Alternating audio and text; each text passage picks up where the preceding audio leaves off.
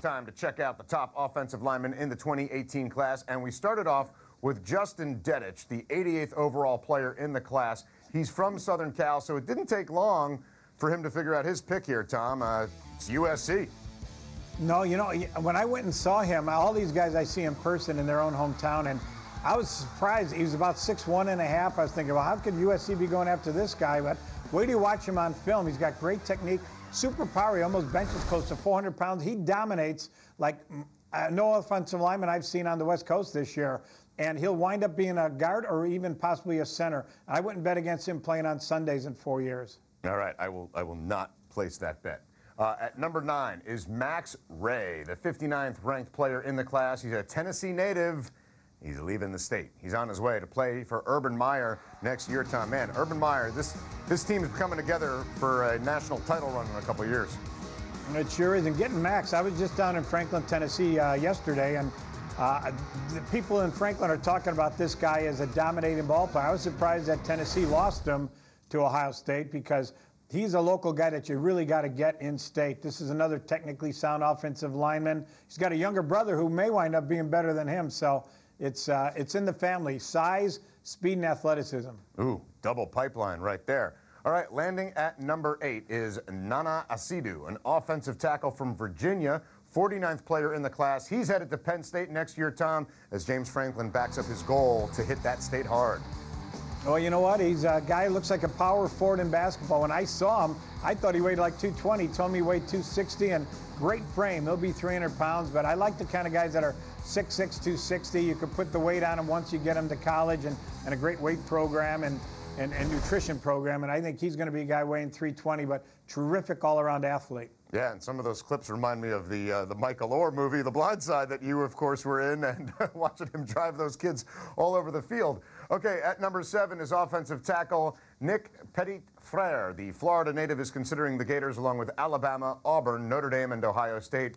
I think from my limited schooling that his last name translates from French as little brother, but regardless, Tom, where do you think he lands? You know what, I have no idea where he's going to land. When I was down in Tampa talking to him and his family, he was the guy that said, I could go play for anybody in the country. I didn't grow up as a football fan. He wasn't a Gator fan or a Seminole fan, even though he grew up in Tampa. So it's going to come down to academics with him. He really wants to make sure he gets to a school that's going to really push him academically as well as athletically. And he's another one of those guys that looks like a power forward. It still has a long way to go when it comes to weight and strength. But he's a potential 5-star player. That's how good he is. Yeah, a place that pushes him while he's busy pushing everybody else around. All right, number 6 is a tackle, Darrell Simpson, the 43rd overall player in the class, a Texas native on his way to play for Oklahoma next year, Tom. So Lincoln Riley getting a stud to go over the border. Major catch. This is a massive ball player. He was on our show during one of our January shows this year, and I was impressed with his size. He's a big kid, but he's got great feet, great technique, and that production coming out of play left tackle, could play right tackle. I think he certainly has what it takes to be a left tackle for the Oklahoma Sooners. He's got that great size, athleticism, and the quick feet that you look for, and a guy that can slide outside and cut off edge rushers easily. He's got the talent.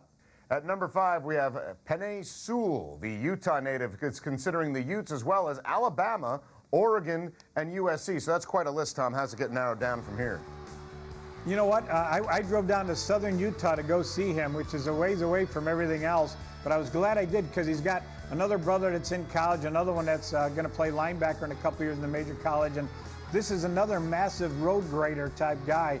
He's got mean, aggressive, nasty disposition when it comes to football. And he's also just got the width, I think, to play tackle or guard in college. He's got the strong, violent hands that you look for in a tackle. But he's got that great incentive. I think he's a ball player that wants to make himself better. And I really like his attitude and his potential. You could project him also as a left tackle or possibly even a guard.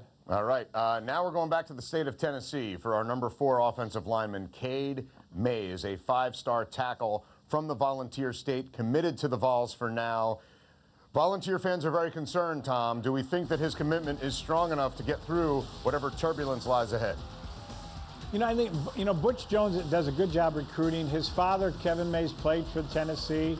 He's got a younger brother in Knoxville that's also going to be as good as he is right now. So I think it behooves the Vols to make sure that a ball player like that locally doesn't, and who's got the connections to the U, does not leave, and I think in the long run, I think Tennessee's going to wind up with him. So it's in his blood, no matter who could be in the coach's office if things were to change there. All right, landing at number 3 is Jackson Carman, a 5-star tackle from Ohio. He's considering the Buckeyes, along with Clemson and USC. So he's looking cross-country right now, Tom. We're talking about a 5-star type of a ball player. He is the meanest and the most aggressive of this very aggressive bunch of offensive linemen we're talking about. Love the way he run blocks. They run the ball a lot on his team, and he's I graded out at close to 90% according to his coach when it comes to blocking assignments. But he can swing outside. He can also play tackle or guard. I think he does have what it takes to be an outstanding right tackle right now. He's got all the attributes to become an NFL player in 4 years. I was really impressed with him on film, and to me, a legit 5-star player. And he's looking like a guy who fits right into that RPO offense from what we just saw in those clips. All right, number 2 is BREY Walker, the 14th overall player and the top offensive tackle in the class. He's staying in state to play for Oklahoma next year, Tom, so the Sooners have some serious building blocks now. They sure do. He's the #1 player in Oklahoma, Adam. And I saw him as a sophomore and a junior, and he's already looks like an NFL player right now. Certainly has the length, the long arms, the quick and violent hands, the great feet that you look for in a left tackle. Easily slides outside, cutting off edge rushers, but he's also a dominating run blocker. So he's another 5-star talent that Oklahoma's landed, and I do think that he can start as a freshman. There aren't many offensive linemen you can say that about, but he certainly has the attributes and the attitude and the production to become a starter as a true freshman. No, guys like this, I think that's the expectation nowadays. They come ready to play. So he's a tackle. The top-rated offensive lineman, period, in the class is a guard, JAMAREE SALYER. He's from Georgia, considering the Bulldogs, all considering their in-state team, but also Alabama, Clemson, Florida, and Ohio State. All the heavyweights for this heavyweight, Tom.